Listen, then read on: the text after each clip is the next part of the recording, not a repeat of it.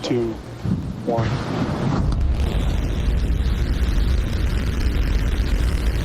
क्या दुनिया का सबसे शक्तिशाली रॉकेट अब इंसानों को मून और मार्स तक ले जाने के करीब पहुंच गया है। स्पेसएक्स के स्टारशिप ने अपनी 13वीं टेस्ट फ्लाइट पूरी की। यह उड़ान इसलिए भी खास थी क्योंकि यह नई V3 जनरेशन स्टारशिप की दूसरी टेस्ट फ्लाइट थी। लेकिन इस मिशन में कुछ बड़ी सफलताएं मिली तो कुछ बड़ी चुनौतियां भी सामने देखने को मिली। चलिए जानते हैं पूरी कहानी। नमस्कार दोस्तों, आप देख रहे हैं सच के पीछे का सच। अगर आप इस चैनल में नए हैं दोस्तों तो चैनल को सब्सक्राइब जरूर कर लीजिएगा। अब जानते हैं पूरी कहानी।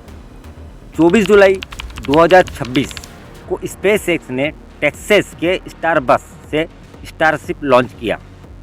स्टारशिप दो मुख्य हिस्सों में बना था, ऊपर का स्टारशिप स्पेसक्राफ्ट और नीचे का सुपर हेवी बूस्टर।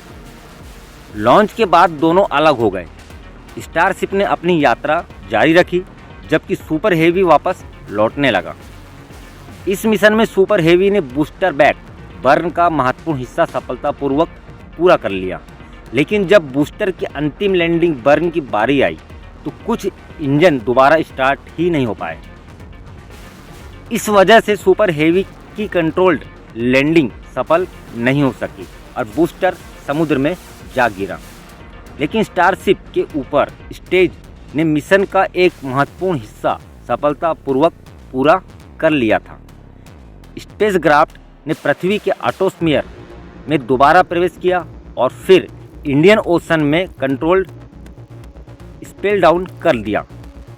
यह स्पेस के लिए एक महत्वपूर्ण उपलब्धियां है क्योंकि भविष्य में स्टारशिप को बार बार इस्तेमाल करने के लिए उसका सुरक्षित तरीके से वापस लौटना बेहद जरूरी माना जाता है। इस फ्लाइट में स्टारशिप के हेड सेल्ड को भी टेस्ट किया। जब स्पेसक्राफ्ट अंतरिक्ष से पृथ्वी के एटमॉस्फेयर में वापस आता है तो उस पर अत्यधिक गर्मी पैदा होती है, इसलिए हेड सेल्ड की परफॉर्मेंस भविष्य के मिशनों के लिए बहुत महत्वपूर्ण रखती है। लेकिन इस मिशन की एक बड़ी और खासियत थी। स्टारशिप ने पहली बार 20 next generation Starlink V3 satellite को डिप्लॉय करने का डेमोन्स्ट्रेशन किया। इन सैटेलाइट्स का उद्देश्य स्पेसएक्स के भविष्य के स्टारलिंक नेटवर्क की नई टेक्नोलॉजी को टेस्ट करना था। अब सबसे बड़ा सवाल, इसका नासा के मून मिशन से क्या संबंध है? नासा अपने आर्टेमिस प्रोग्राम के जरिए इंसानों को दोबारा से मून पर भेजने की तैयारी कर रहा है। स्पेसएक्स का स्टारशिप भी इस योजना में एक महत्वपूर्ण भूमिका निभा सकता है।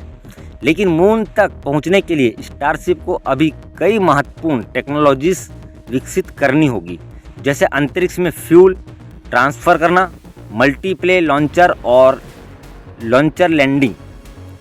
इसलिए स्टारशिप की हर टेस्ट फ्लाइट स्पेसएक्स के लिए बेहद महत्वपूर्ण है और स्पेसएक्स का अंतिम लक्ष्य सिर्फ मून तक पहुंचना नहीं है। कंपनी का बड़ा सपना कि भविष्य में इसी टेक्नोलॉजी की मदद से इंसानों को मार्स तक पहुंचाया जाए। लेकिन इसके लिए स्टारशिप की पूरी तरह रीयूजेबल रॉकेट बनाना होगा।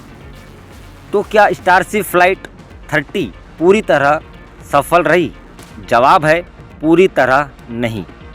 सुपर हेवी बूस्टर की कंट्रोल्ड लैंडिंग सफल नहीं हुई, लेकिन स्टारशिप ऊपर स्टेज ने कंट्रोल्ड स्लोप डाउन तक पहुंचकर महत्वपूर्ण प्रोग्रेस दिखाई है। इस फ्लाइट से स्पेसएक्स को बूस्टर इंजीनियरिंग, रीइंटर हेड सेलेड और फ्लाइट कंट्रोल से जुड़ा महत्वपूर्ण डाटा मिला। अब इसी डाटा की मदद से अगली उड़ानों में सुधार किया जाएगा। तो दोस्तों, स्टारशिप अभी अपने अंतिम लक्ष्य से काफ़ी दूर है, लेकिन हर टेस्ट फ्लाइट उसे मून और मार्स के सपने के एकदम करीब ले जा रही है।